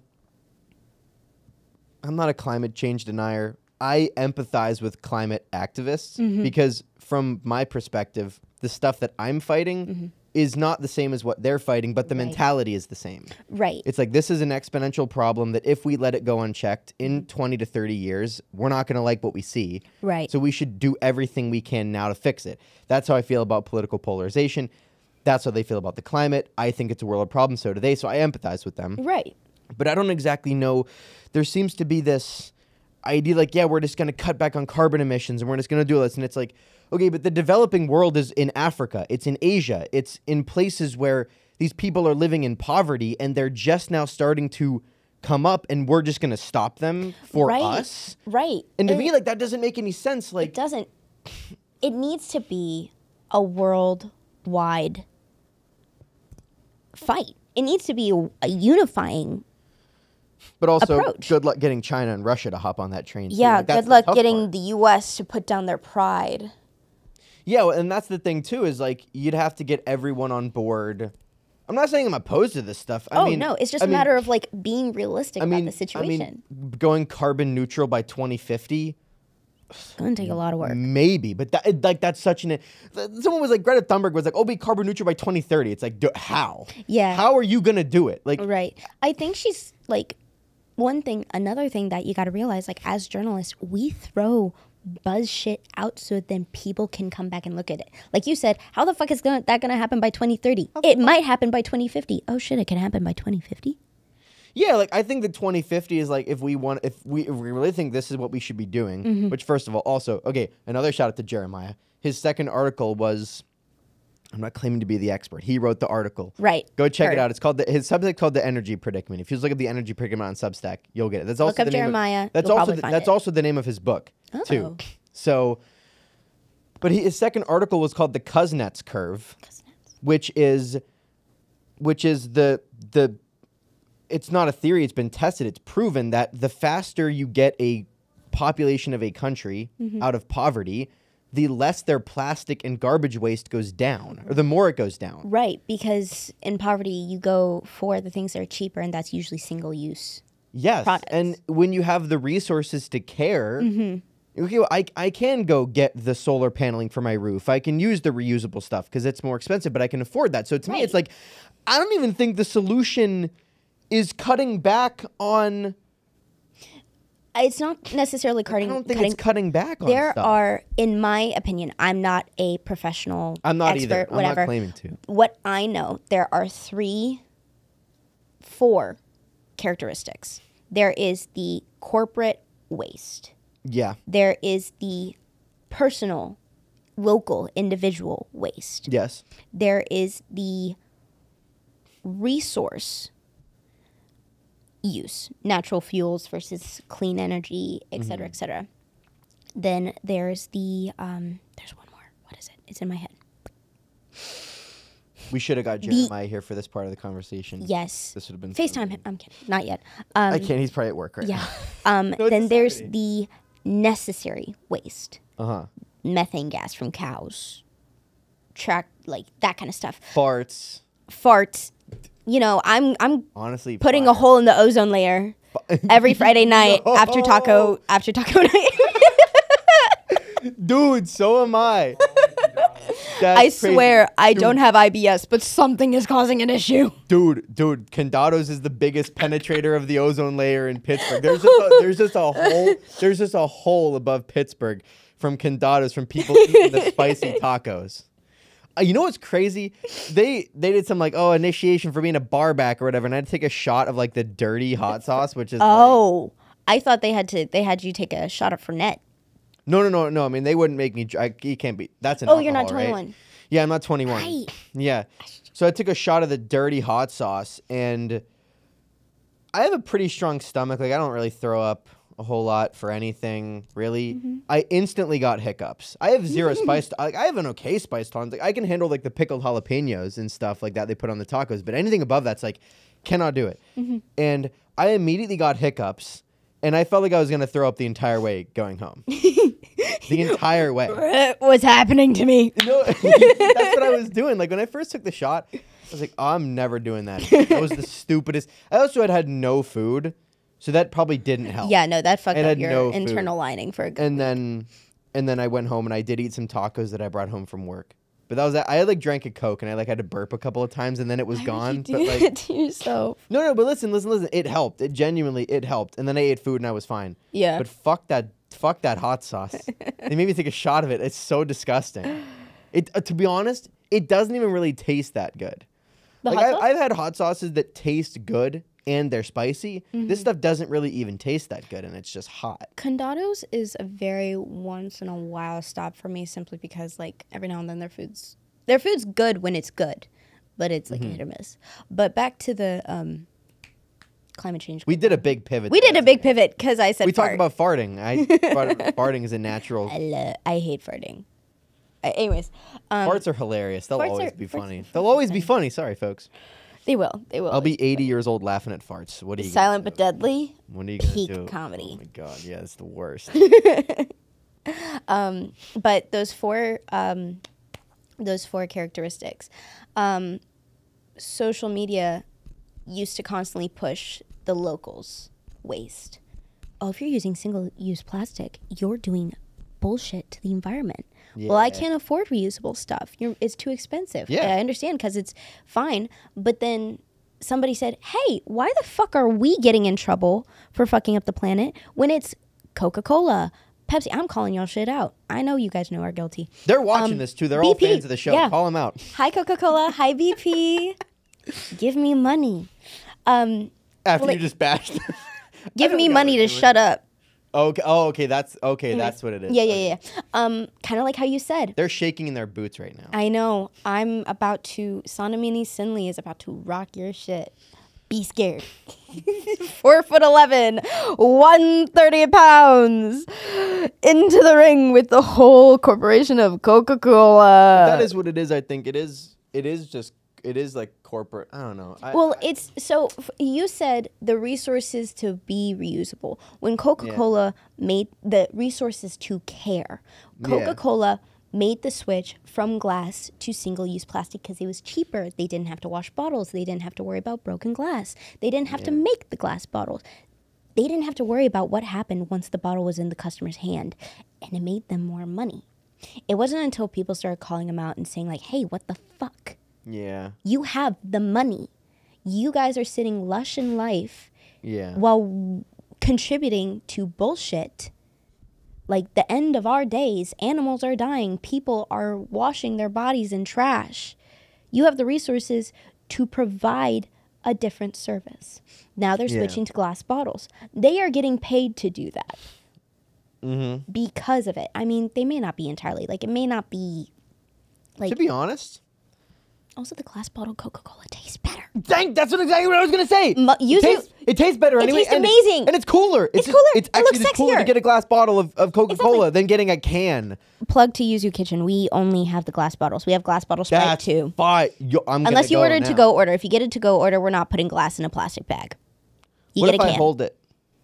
What if you? If you pick it up, it's different. Okay. But like DoorDash, Grubhub, Uber, Oh yeah. all Of that. course, we of course. want to make sure people are safe and don't fuck up your food. And that makes sense. No, but seriously, Coca-Cola in a glass tastes better anyway. Glass tastes better. So just put it back in a glass Put it bottle. back. Yeah, you know, I've never really been afraid to say this. Like, I don't hate capitalism. On paper, I like the idea of a free market economy. But the older I get, the more weary I get of pharmaceutical companies, the more weary I get of big corporations like that, just because I see all the stuff they're doing, and I'm not a fan of it. I don't like it. But at the same time, I like going to support local businesses. Like, I like going to the local mon pa shop. I like going to local diner. Like, I think that part is cool. Like, a person saying, hey, I have this talent or I have this thing that I can provide to my community to make their life better. I like that. But whenever it gets to like Amazon for all the, and listen, I can't talk shit on Amazon because I order so much shit from Amazon. And my brother has a resale business on Amazon. So I can't talk shit. It's a matter of where we are stuck in the society. We are broke college students. We can't always afford to support local restaurants and local businesses because they are trying to make a living and they are putting prices, and it's handmade. It's ethically made. That costs more money. We can't always afford that. Yeah. We are able to afford Amazon because they made that stuff with shortcuts. But continue what you And also, like, Amazon it can get me the shit next day. Right. Like, I can't deny that that's not nice. They Like, that's provided a an amazing service, and we can't did. deny it. But at the same time, I've heard that they, like, don't give their employees bathroom breaks, and it's like, all right. I think that's been resolved, but that was a huge issue. So that's Yeah. the thing. Come on. It's not our fault for Amazon being unethical. No. We can't, It's it's not Jeffrey's fault anymore. He's not even the CEO anymore. right, which is why I think it's been fixed. But Oh, we gotcha. can't afford to live ethically. The Good Place is a perfect example. The show The Good Place with Kristen Bell. I've never seen it. It's so, you would love it. You would love it. It's funny and it's so ethically jarring. Essentially, quick rundown for those of you who haven't seen it. The Good Place is a show. Do you want spoilers? To be honest, I'm probably not going to watch. Okay, I'm fair. not a big TV show person, so go ahead. Someone who is a horrible person dies and they end up in the good place. She's like, I'm not supposed to fucking be here. I was a horrible human being. And she knew it. And it becomes this whole thing of trying to keep themselves quiet, like trying to not get caught. They find other people that are, one other person that's not supposed to be in the good place, two people that are helping them with the whole situation. It turns out the entire time it's the bad place. The stress that they are being caused is the torture. The need to hide and everything. Yes, it's big. The thing is, they learn to be good when they're trying to blend in. They realize their flaws in their past life and they try to fix it. But they end up getting, like, it's kind of like a whole thing of the guy running the fake good place is like pitching a new torture. He got tired of the old. It's like the guy. pitchforks It's like and the guy in multiple the others. Truman Show. Yeah, It's exactly. like running the. Right. He got tired of the old one, so this is his new pitch to the bad place, saying like, hey, this is a new cool experiment that's just like so juicy.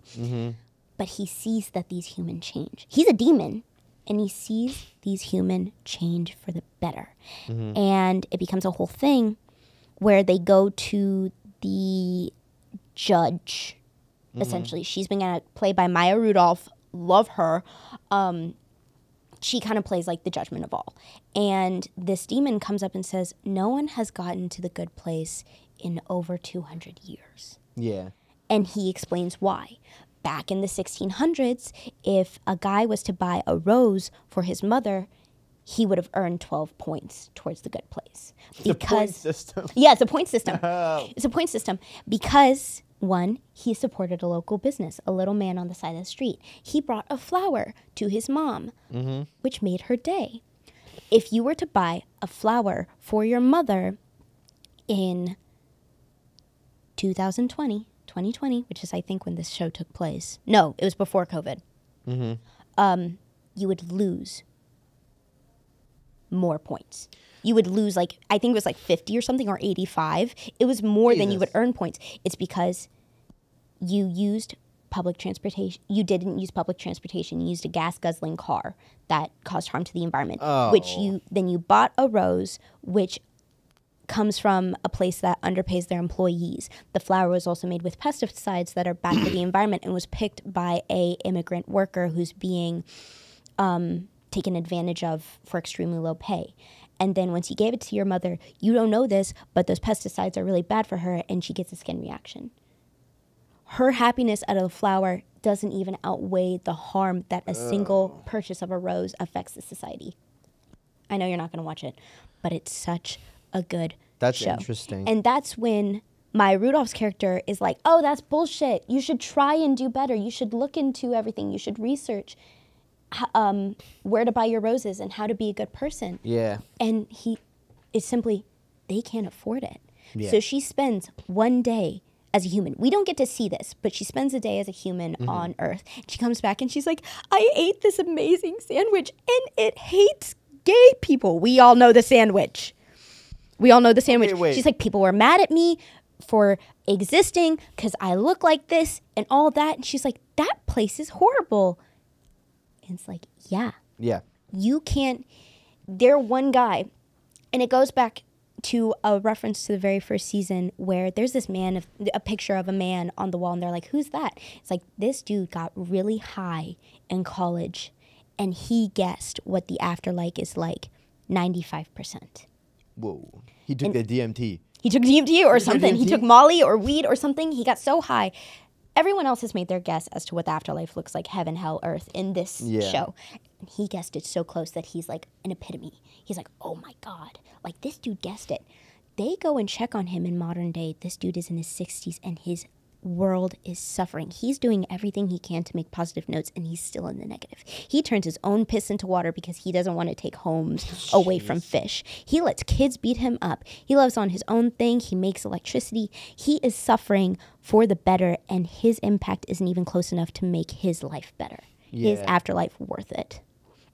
And just sets you into perspective of the individual is not at fault for it. Can you help? Do you make influence on everyone's day? Absolutely. But it's not. But it would require everyone to do it at the same time, or it would require you got to find the people that are the biggest sources of it. Yes, you would have to control human greed. Like people can be like, I want to be rich. I want to be comfortable rich. I don't want to be so rich that someone's groceries for the rest of their life doesn't affect my bank account, you know? Like if I was a billionaire and someone stole my credit card information and simply bought groceries for themselves for the rest of their life, I wouldn't even notice. Yeah, that's like... I don't want to be that level of rich. Reality is just... Right. I don't want to be that level of rich. I want to be a comfortable level of rich where I could set my kids up for... I might, if I have kids, I might make them think we're a little bit poor just so then they have a good aspect of money. But aside from that, you set can teach them them financial responsibility with still setting them up. Contribute back to society in a comfortable way, in a luscious way. And that, I don't like to think that I wouldn't say that's greed. But then there are people that are greed that just want more money. But once you start getting into that, that's when it starts turning into because eventually you don't chase... And socialism. Yeah. That's where people are then, well, that's not capitalism. Right, because we're human. No economic structure works perfectly because of human greed. Yeah, and also none of them can get the greed out of humans. Like that was the communism, like, oh, if we have a communist society, they won't be greedy because it's like, no, you can't. Like to me, that's the silliest part about the idea. Like, okay, socialism, maybe. Communism, you'll lose me because it's like you're trying to actually fundamentally change human nature and make a better person, which is like, that's going to take evolution, which doesn't happen in 100 years. Right. And it doesn't happen in 100,000 years. We're literally the biggest statement, we're human. And then you get into like, honestly, I don't even like getting high, but we need a high episode. Are we even allowed to on Point Park's property? Probably not on Point Park's property. We're gonna do a field trip. A field trip to the place in Orlando. Yeah. Listen. Did we tell you about this? No. When we went to the Bridge USA Summit in Orlando in February, we were there for a weekend. The first day we got there, we were hanging out with. I don't know if I should be telling this story. Just hanging out with some friends. What? No, yeah. We were hanging out with our Bridge USA people down there, and we were like, okay, we're just gonna go walk on downtown Orlando. Long story short, there is a smoke shop that is in a building. Like there's just a building. I'm guessing you just rent rooms because on the second floor of said building, there is a hallway that has a smoke shop and a podcast studio for rent right next to each other. That's beautiful. Dude, we were like, this there is just so needs fire. to be a bakery or like a pizza shop on the other side. It does need to be a Just like a Sheets. Just get a Sheets with all the snacks and made-to-order food. Just right. And then we were like, dude, this is fire. Like, who is renting this pod?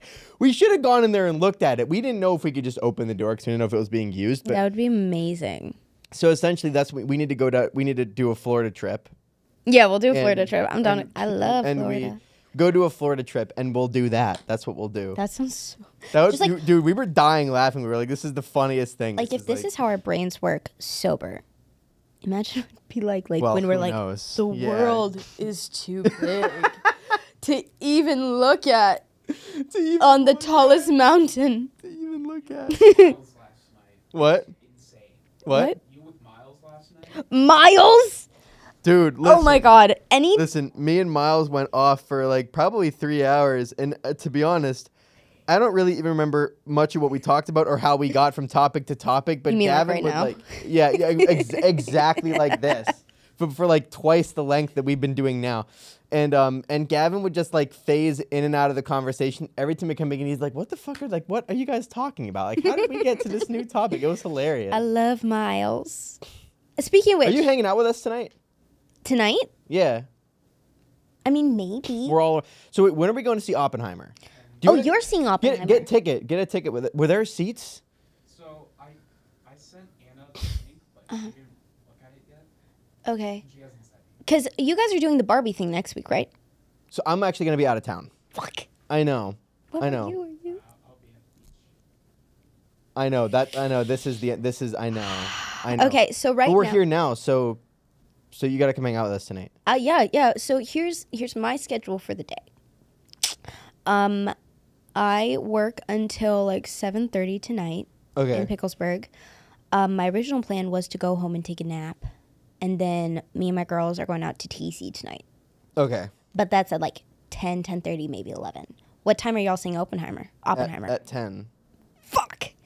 I want to see the movie and I want to hang out with y'all. Well, hang out with us in between that time slot. I can do that. I can There's a probably do time that. slot in okay. between. Can I?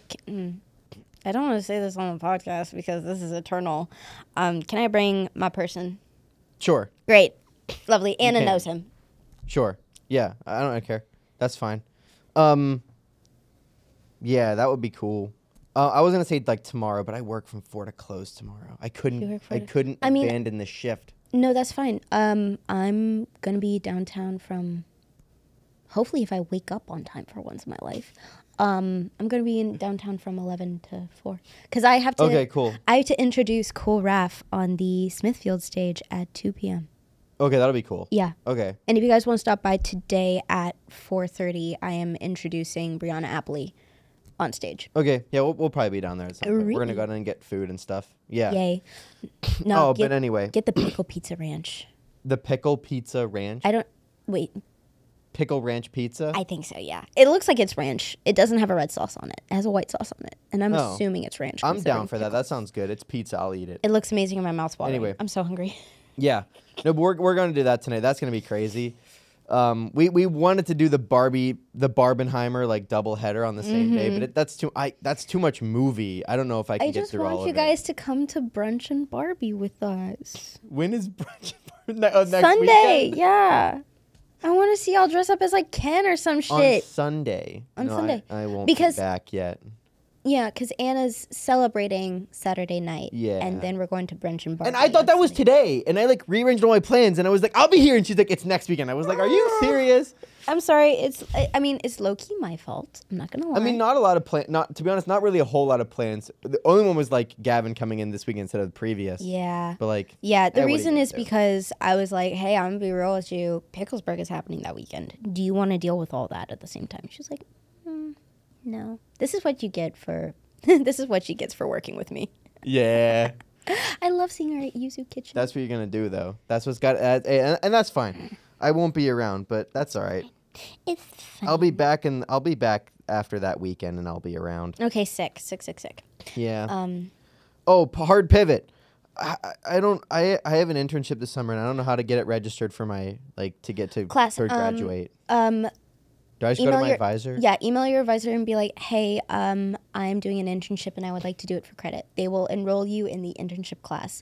You'll have to do, at least for my business major, My internship required a weekly blog, Oh, logging hours. I've been logging my hours, and I have like portfolio of the stuff that I've done, Okay, yeah, no, you're fine. but I don't have like a weekly blog. No, that's fine. I also did the same thing. I joined Pioneer Records as an intern in October, so I was like, I was technically behind, and the blog has to be at least 200 words. I'm writing blogs. I'm not doing weekly blogs. No, that's but fine. I'm writing blogs If for. you're writing blogs for Yeah. them, then I think Yeah. you could reutilize that. And then I think there's a supervisor summary at the end of the semester, and you have to write a 10-page paper about your experience. And you can copy and paste a few things from your blogs. Well, they're not about. They're like on topics. Like then I wrote you need one to about. you need to do weekly blogs on your experiences during the week. Just like do like a cute summary, and Yeah. then your I do insight that during on the it semester, or did I do it now? during the semester. Yeah, I know. And then the 10-page paper. But I'm doing a summer internship. It's a summer internship. Oh, Yeah, I'm fuck, doing. you're behind. I'm in the middle of the internship right now. You might be fucked. No. Email your advisor like today. Be like, hey, listen, I emailed her like 2 or 3 weeks ago, saying like, hey, I want to get this Who's your advisor? Emily. I don't Guaretto. know. Never mind. Okay. Well, what are you gonna do? It looks good on my resume, so even if it doesn't count on graduation. Oh yeah, I don't yeah. care. Next thing you do is just do an internship with the school, and it's so much easier. Can I just intern at esports? Yeah, I mean, honestly, ask about it. That's already Why my not? practicum for the year. There you fucking go. That's already my practicum, just because I didn't want to go work for any other part of the university. I don't know why I really want to bite this mic right now. Honestly, low key, you're kind of right though. Just kind of like, dang, that was aggressive. Thanks. I don't like doing that. I feel like my teeth are gonna break if I like bite down too hard. Ah. Sorry. Anyway, yeah, that's whack. But I hope I can have it count, because I don't have time to do an internship on top of all the other stuff I'm doing. I mean, you might just end up doing, if you do one next summer, you could probably just cheat that. Yeah, I don't know what I'll be doing next summer. Or do like a small, like I did my internship as a graphic design intern with Pioneer Records, got that out of the way, and now I don't have to do another for credit one. Is it only one for credit internship? It's to only one graduate? for credit internship in order to Oh. graduate, and then they recommend you do 3 internships total. Total. Okay, well, I've already done one. Who has the time for that? I don't know. I swear, there needs to be a drug that gets rid of the need for sleep. If I didn't have to sleep, I would thrive. I've considered it. Considered it. I'm just scared because I have the addiction gene in my gene pool, and That might not be a that good is idea that for is a you. very expensive Very addiction. expensive addiction. I mean, at least it's not crack, but Speaking of which, what is this pivot? the crack that they found in the White House. Oh my god! I saw one article headline about it. I said, I'm closing this shit up. I'm not looking. And then Dude, the president's, this is the country we live in. The president's son dropped a video of him driving in his car at 170 miles an hour in Vegas while smoking crack. This is a real thing that it's been dropped on the internet. that I mean, people can are you find. surprised? No, but this country is hilarious. This is the funniest place on earth to live. It's the funniest. The United States of America. There's nothing like that. Can you imagine? No, but real talk. Can you imagine if Trump's kid did that? How bad the media would freak out. You're telling me that it hasn't happened already? But there's not. I don't know if there's a video of At Barron. least not of it happening while he's the president. And to be honest, I think Barron, I have not seen much of Barron. I think Barron is a sweet kid. I'm who sure has he's a sweet potential. kid. He's Well, also he's fucking 6'7". He's a I know. big kid, dude. He's a big Where the dude. fuck did those genes come from? I don't know, but either way, good for him, I guess. Good for him. It's probably tough to live like that, though. Being over like 6'4", I think life just gets annoying. Yeah. Like, you can't find shirts that are long enough. You got a duck going into doorways. You can't get in. You know what I mean? But anyway, but like, can you imagine if he dropped a video of him smoking crack going 170 miles an hour? They'd freak. I think it'd be a bit of like, I'm not surprised, but what the fuck? Yeah. And that's my reaction with Hunter too. It's just kind of like, man. Mm-hmm. I saw someone make a joke. Hilarious. A joke of first, y'all are complaining that Joe is too sleepy. And now you're upset that he's getting a little pep in his step. Apparently, they found weed in the White House twice last Okay, year. it's legalized at this point. How are we surprised about weed? I guess because it's on federal property and it's not federally legal. So on federal property, you can't have it. Why the fuck are y'all bitches? No, listen, I know, I agree that it's ridiculous. It should be federally legalized, I think. But also, like, it's not, so you can't have it. But they found it in the White House, which is like, listen, this is just funny. I don't remember ever hearing them find drugs when Trump was in the... But Trump also said he doesn't do any drugs. Ever. He doesn't drink and he doesn't do any drugs. Yeah, I guess that makes sense. Did you... Okay, hard pivot. Did you see him on the Full Send podcast the second time? No. I try to avoid Trump content. He just makes me so mad. Dude. This guy is a real-life South Park character. He's just a South Park character in real life. He said that he loves Ice Spice. It's like I swear he says shit he doesn't even know is real. He's like, I love Ice Spice. And then he comes back and he's like, who the fuck is Ice Spice? Just no, because they were like, Ice Spice, and he was like, who the hell is Ice Spice? And then he played the song, and he was like, well, I like it. They played the song for him. That's what he said. Well, I like it. Remember, folks, this is the guy that said maybe we should just, the hurricane was coming through, and he was like, I don't know, maybe we could just nuke it. And we were like, what the fuck, dude? If I can nuke all my problems. Oh, man. No, but seriously, him on this Full Send podcast the second time was just... we watched it. Did we watch I think we did watch the full thing, right? So, like, whenever they introduce... Like, okay, I wish we had a free cam so I could do my best Trump impression of how he walked in the room. But they're like, oh, like, Trump's coming in. Just do it right here. And he just stood... This was him, like, in the doorway. Just do it from, like, behind the chair like, towards... Well, he was like this. This is him, and he was like this. He walked in like this, and he was just like, he posed. He, like, power stanced in the doorway before he walked in the room. He was like... Jazz hands. What's up, guys? I don't know. Listen, it's just... Oh, man. This is just, man, best time to be alive in human history, guys. Whoa! Best time ever to be alive. It just... Something about it. The guy's just a real-life South Park character. It was just... People ask me about South Park. And listen, and the guy, like, they asked him, they were like, what's Kim Jong-un like?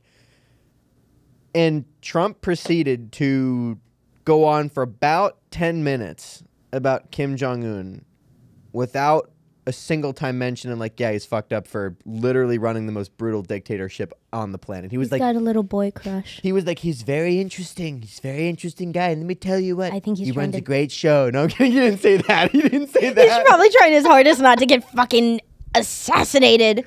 He just says one bad thing, you just see a sniper on his head. Just No, Trump wouldn't get it. If anything, Trump would be like, sit down. You're gay. you're gay. He would just talk. I want to see him and All right, that's not an original bit. That one right there, I kind of thieved that no, a that's little okay. bit. I want to see. I can't. That was from Shane Gillis's special. He did a Trump bit, and he was like, Trump would be the funniest president to have an assassination attempt against, because he would see the shooter running him. He'd be like, sit down. You're gay. He'd be like, my opponent's gay, and so is this guy trying to shoot me. Like, that's what he would do. Who's that guy that's like, the water's turning the frogs gay? Alex Jones. They need to do a little collaboration together. Wasn't Alex Jones on the Full Send podcast? Did they do an Alex Jones episode? I don't remember. I would not be surprised. He's a character. Oh, of course, he's a character. He He's thinks quite the the- frogs are gay. He's quite the The frogs are probably gay. frogs are gay. I mean, some of them have to be gay statistically, but Yeah, I guess. I mean, statistically, yes, some of them have to be, I suppose. What is this episode? probably the best fucking episode ever. I don't know. Oh no, I love I it. don't know I what love it. I love it. You know, like, everyone has that thought of, we're fucking hilarious. We're geniuses. We should have a podcast. Everyone needs to hear what we have to say right in this Right moment, now, right we are the now. most relevant people on this planet. And let's be real. Self-awareness goes a long way, right? I guess. I am. I'm fully aware that this one is just like we got sucked into a vacuum and an hour 42 minutes passed, and here we are. I don't know what happened. We talked about climate change, We Joe did. Biden, crack, There was like a peppering gay of like furries. there was like a peppering of like a legitimate conversation in there somewhere at some point. There was like, I think, 2.5, I would say. 2.5 legitimate conversations sprinkled in somewhere. Yeah. And otherwise, I don't know what happened, but that's all right. That's okay. Is that not everyone's day in the life? Yeah, I guess that's what happens all the time. No, seriously, this is exactly what Miles and I did for like probably 3 hours. I could keep going. They got there at like 10. No, it was maybe. I'm about to beat Miles' time. Because they got back at like a little after 10, and then it was like midnight. We all went to bed because we were tired. But that was so fun. I want to do an episode with you and Anna and Miles during the semester. 100% down. But what I need to do is I need They to my send. homies. I need to send y'all the Google Doc, and we need to find a date that works for all three of you, and then I'm just gonna put you in on that. I'm just sending everyone a Google Doc with like time slots, like put your name in wherever you're free. Sounds type bro. thing. Sounds good. Yeah, we'll do that for Word. sure. Word. What happened next? Where do we go from here? Where do we go from here? I'm not ready to be done yet. I Neither feel am I. there's Neither am I. Something else that needs to happen. How are we on time over there, Gavin? We have about 5 minutes left of battery on this one. Ah, no. But we're almost at 1 hour 45. We're at 44. We're at hour 44 right now. I'm not ready to be done. What do we do? How do we solve this? How do we fix it? Gavin. Wait, You know what we should do? put that power cord Wait. into that camera because that one's been charging. Yeah, but it will cut that. What we should do? We Just should plug it into power cord. Will cut the Carson, recording. Carson, What do we do? we should put a pause. We should grab some food, and we'll come back and we'll eat it while it's charging. Go get food I'm hungry. now. Just like a little snacky snack. I'm hungry. What do you think? I think we just stop. You want to just Oh, stop? Gavin, you're done. What do you have to go right back to Pittsburgh after this? I have to introduce someone onto the stage at 4, At then 4. 4:30. It is currently 2. Well, we could just go to. You want to just go down there? We could just go. Yeah, I'm fine with that. Okay, That's where I was let's going to just- go next. Yeah, let's just go. We were gonna go too. All right. Rah. Well, thank you. Yeah, That was of course. fun. Thank you for bringing me on. I enjoy your guys' company so Yeah. much. Gavin, my little sweetheart, and Carson, my little Been fun. brainiac. Brainiac. I appreciate that. That's cool. Yeah, no. It's been real, guys. It's been fun. I'm excited for the next episode. Yeah. We'll have you back on for sure. More bullshit coming your way. Yeah. This is Sandami Sinley signing off. Signing off. Who knows the next time you'll see me conscious. No. Well, you'll be back. Bye, everybody. Bye.